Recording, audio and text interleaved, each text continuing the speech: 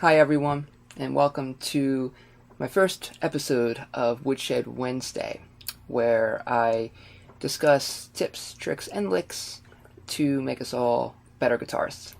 Today I'm going to talk about playing a line through part of a blues change. It's in the blues style, and it's going to be played through an A7 to a D7 and back to an A7 again. Now, there'll be times on this channel where I'm going to show you one lick over one chord, but generally that doesn't happen in the real world.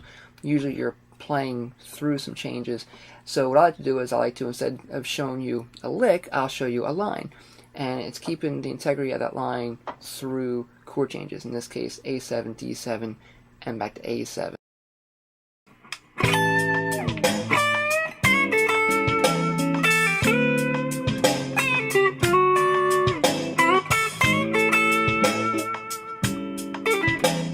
Now let me break this down and show you exactly what I'm playing, and then I'll of course go into why this works so well over the chord changes. So the first thing I want to do is I'm wanting to play the 17th fret at the first string. Now of course I'm raking these strings too. I'm just covering up from the 4th string down. Okay, if I put it here, you might be able to hear it better. Okay, I'm doing that real quick. Alright, now I'm going to go back to 10th fret. I'm raking again, okay, just by laying my first finger across the strings. When I reach the apex of that bend, which is going to be the 12th fret, the E note, I'm going to scoop into the 9th fret first string, and then go to the 10th fret 2nd string, okay? Alright, now from here, I'm going to do a quick pull off to the 8th fret, go back to the 10th fret, slide to 12, and bend up to the 13th fret.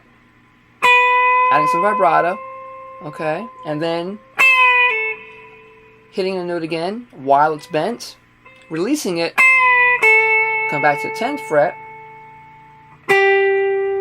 12th fret 3rd string, and here I scoop from 10 to 11 on the 3rd string, and I put my first finger down to 1st string 10th fret. Let those two notes ring together. Now I come back here to 9th fret, I bend up to the 11th fret, choke it as soon as I get there, grab the 10th fret with my 2nd string with my pinky. There's that pinky right there. I'll leave it down there to grab the 10th fret. And again, slide into the 9th fret, 8th to 9th. And then 2nd string, 10th fret. Okay? And that's the line. Now, here's why it works. Okay, it's these transition points that I'm really focusing on. Okay? So, as I played my line here,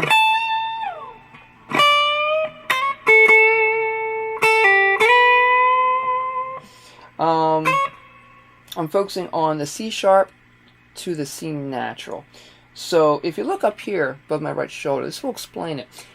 I have first an A7 chord. Okay, you have A, C sharp, E, and G.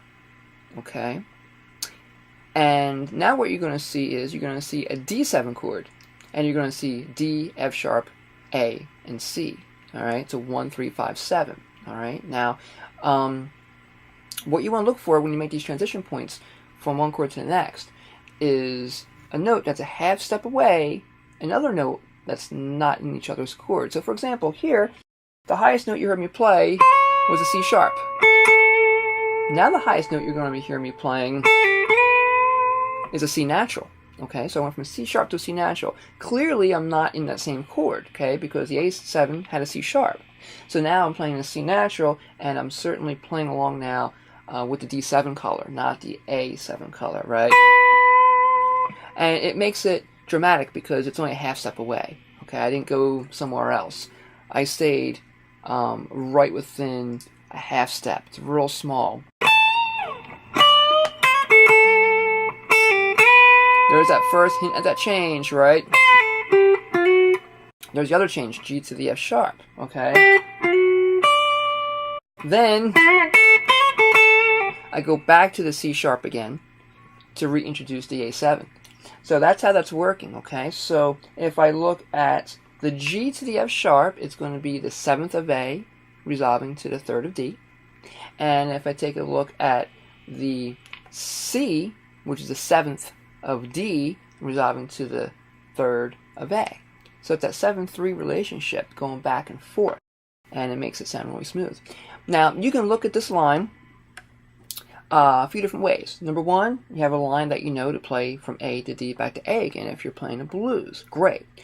If you're a little more advanced, you can take this and you can say, okay, well now I know I can transpose this. If it's ADA, then if it's EAE or GCG, I can transpose this line. Okay, you can do that too. However, if you're a little bit more advanced and you understand these concepts that I'm talking about, the theory, how to construct these seventh chords, then you can take this and apply that knowledge across the fingerboard if you know the notes. And now you'll be able to resolve or play through the chord change at the exact moment, right over the bar line, right when that chord changes, for example, and make it sound good and really have some fun with it. If you support me on Patreon, great. If not, you can go to the link right now and click it right there. If you're on a mobile device, it's not going to be there. You have to go to the description, okay? But there's a link there. Go to my Patreon channel. There, if you do choose to support me, you'll be able to get the backing track, the jam track, so that you can practice this, okay, and make up your own lines.